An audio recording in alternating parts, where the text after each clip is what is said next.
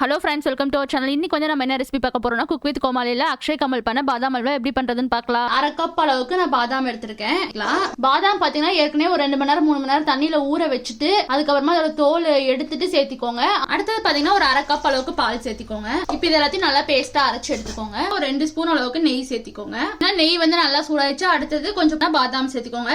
First இது நல்லா வறுத்து எடுத்துக்கலாம். அடுத்தது இதே நெய்ல நம்ம அரைச்சு வச்சிருக்கிறோம்ல பாதாம் பேஸ்ட், இதை சேர்த்திக்கோங்க. இப்போ இதை நல்லா கிளறி விடுங்க. அடுப்பை சிம்லயே வச்சுக்கோங்க. அடுத்தது இதுல அரை கப் சர்க்கரை சேர்த்திக்கலாம். சர்க்கரை சேர்த்துட்டு இதை வந்து நல்லா கலந்து விட்டுருங்க.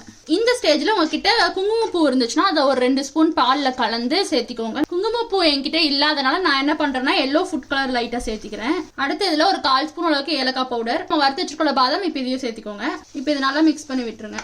நெக்ஸ்ட் இதுல இன்னொரு ஸ்பூன் நெய் சேர்த்திக்கோங்க.